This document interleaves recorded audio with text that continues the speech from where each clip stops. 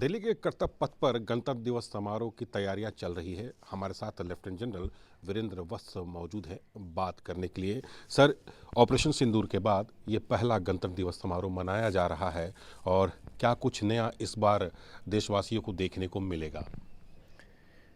देखिए, गणतंत्र दिवस में मैं एनसीसी के योगदान की बात करूंगा कि गणतंत्र दिवस पे क्या नया मिलेगा। वो तो आप भाई कई और अपॉइंटमेंट उनसे पूछ सकते हैं।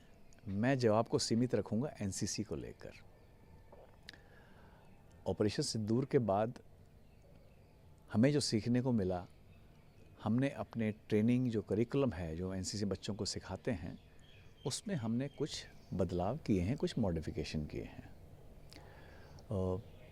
हमने ड्रोन ट्रेनिंग को काफ़ी सीरियसली लिया है और हमारा मकसद है कि देश में 4 या 5 ड्रोन हब्स बनाए जाएं, जिसमें हम प्रति वर्ष 5,000 या 10,000 के करीब ड्रोन ऑपरेटर्स को एक अच्छी तरह ट्रेनिंग दें। साथ ही साथ हम साइबर इश्यूज़ पर ताकि ट्रेनिंग दें अपने कैडेट्स को, ताकि वे एक first line of cyber defence के रूप में उभरें। रही बात रिपब्लिक डे की, रिपब्लिक डे का जो फंक्शन है रिपब्लिक डे कैंप में, वो सीमित रह जाता है कर्तव्य पथ पे जो परेड एनसीसी कैडेट्स द्वारा की जाती है और जो एनसीसी कैंप यहाँ पर हम लगाते हैं। इस एनसीसी कैंप में अगर आप ट्रैवल करें, आसपास आप देखें, तो आप देखेंगे हमने उसको डिस्प्ले किया है किस तरह से हम कैडेट्स को ड्रोन और साइबर एस्पेक्ट्स में ट्रेन कर रहे हैं। तो इन दो चीज़ों पे कुछ फोकस बढ़ा है सिंदूर के बाद। रही बात गणतंत्र दिवस परेड की, वो परेड कर्तव्य पथ पर रीति अनुसार चलेगी और इस बार पहली बार एनसीसी के कैडेट्स जो अपॉइंटमेंट होल्डर्स हैं, वो स्वॉर्ड ड्रिल कर रहे हैं और तलवार के साथ परेड कर रहे हैं। पहले जो परेड कमांडर, जो कंटिजेंट कमांडर होते थे, वो खाली हाथ परेड करते थे। तो इस बार एनसीसी कैडेट्स भी, जैसे आप आर्म्ड फोर्सेस या सिविल पुलिस ऑर्गेनाइजेशंस जो हैं, उनके दस्ते अपॉइंटमेंट होल्डर तलवार लेकर करते हैं, हमारे कैडेट्स भी उसी तरह तलवार के साथ ड्रिल करेंगे। सर, ऑपरेशन सिंदूर में सर क्या योगदान देखने को मिला कैडेट्स की तरफ से? सर, कुछ बता सकते हैं हमारे दर्शकों को? देखिए, ऑपरेशन सिंदूर के दौरान एक मिनट को देखिए, ऑपरेशन सिंदूर के दौरान तकरीबन 70,000 कैडेट्स काफ़ी I would say intimately involve रहे कम्युनिटी सपोर्ट एक्टिविटीज़ में। मेनली जो कार्य था वो फ्रंट लाइन के पीछे एक सिविल डिफेंस का रोल था।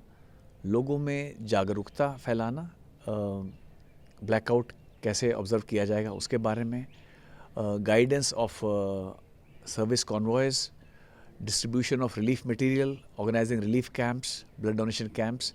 तो बेसिक फ्रंट लाइन के पीछे तकरीबन 70,000 कैडेट्स ने इसमें योगदान किया और उससे फ़ायदा ये होता है कि पब्लिक अवेयरनेस बढ़ती है और कैडेट्स को एक जानकारी मिलती है कि देश को ऐसी आपदा के समय, ऐसी इवेंचुअलिटी है, कैसे सपोर्ट करना है।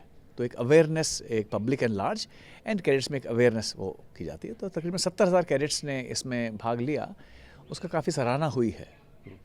सर, आत्मनिर्भरता की तरफ हम आगे बढ़ते चले जा रहे हैं सर।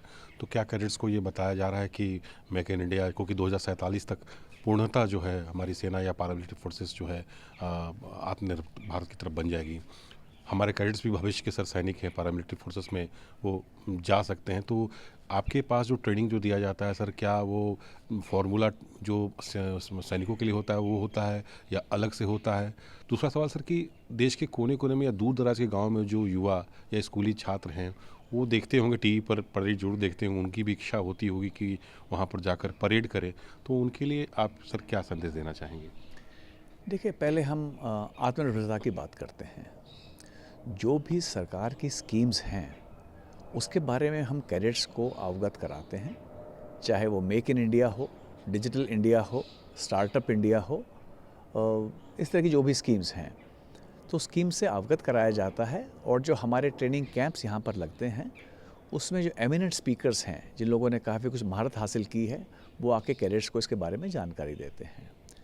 अभी कुछ दिन पहले ही एक सप्लाई चेन के जो एक्सपर्ट हैं, उन्होंने आकर कैडेट्स को गाइड किया कि सप्लाई चेन को रेजिलिएंट बनाने के लिए, देश में बनाने के लिए क्या क्या उनकी स्कीम्स हैं जो कैडेट्स ऑनलाइन एनरोल कर सकते हैं।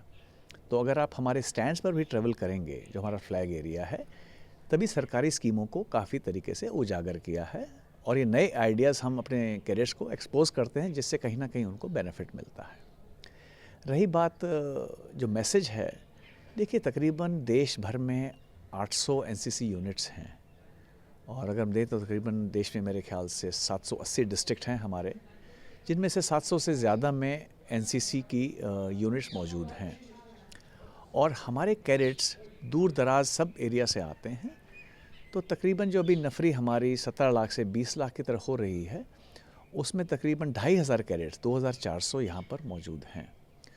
तो इस कैंप में आप देख सकते हैं एक मिनी इंडिया बन चुका है। सर विदेशी छात्राएं कितने हैं सर, और टोटल कितना सिलेक्शन होता है? टोटल आखिरी सिलेक्शन जो बताया वो कितना होता है सर? देखिए देश में 17 डायरेक्टरेट्स हैं, कुछ राज्यों में एक डायरेक्टरेट है, बाकी 2-3 राज्यों में मिलाकर भी एक डायरेक्टरेट है, जैसे पंजाब, हरियाणा, हिमाचल, चंडीगढ़ एक डायरेक्टरेट है। तो देश भर में जो नफरी है एनसीसी की, वो हम 17 लाख से 20 लाख अभी हम करने जा रहे हैं। We are on the way. और हर डायरेक्टरेट से पार्टिसिपेशन यहाँ पर होता है। 2400 कैडेट्स यहाँ पर आते हैं, जिनमें तकरीबन 40% गर्ल कैडेट्स हैं। जो हमारी कैपेसिटी है रिपब्लिक डे कैंप में, तकरीबन 2500 हमारी कैपेसिटी है। तो यही हर डायरेक्टरेट से, देश के हर भाग से कैडेट्स चुनकर आते हैं। उसके अलावा हर साल हम 20 या 22 देशों के साथ, जिनके साथ हमारा एनसीसी में इंटरनेशनल कोलैबोरेशन है, उनको हम निमंत्रण देते हैं। तो इस बार भी तकरीबन 21 या 22 देशों के कैडेट्स यहाँ पर आए हैं और वो हमारे कैडेट्स के साथ में इंटरेक्ट करेंगे। और इनमें बहुत सारे देश जो हमारी प्रैक्टिस है एनसीसी को सपोर्ट करने की, वो उसको सीखना चाहते हैं, वो एक बेस्ट प्रैक्टिस एक्सचेंज करके अपने देश में ले जाना चाहते हैं। तो इस कैंप में तकरीबन 2400 हमारे इंडियन कैडेट्स हैं और तकरीबन 200 के करीब हमारे जो बाहर देशों से आए हुए कैडेट्स, वो इसमें सम्मिलित रहेंगे। सर कोई संदेश गणतंत्र दिवस समारोह को लेकर न्यूज़ 24 के दर्शकों को आप देना चाहते हैं? संदेश ये होगा कि जो युवा पीढ़ी जिसे हम तैयार कर रहे हैं एक लीडरशिप रोल के लिए, अमृतकाल पीढ़ी है जो देश को 2047 से अमृतकाल में लेकर जाएगी, तो देश का युवा समर्पित है और उसे हम सक्षम हैं उसे पूरी तरह से फ्यूचर रेडी बनाने के लिए। बहुत बहुत शुक्रिया सर न्यूज़ 24 से बात करने के लिए। तो लेफ्टिनेंट जनरल वीरेंद्र बस ने साफ तौर पर कहा कि अमृतकाल है और देश के युवा जो हैं पूरी तरह से समर्पित हैं देश की सेवा के लिए। कैमरा पर्सन संजय राहुल के साथ पवन मिश्रा, न्यूज़ 24, दिल्ली।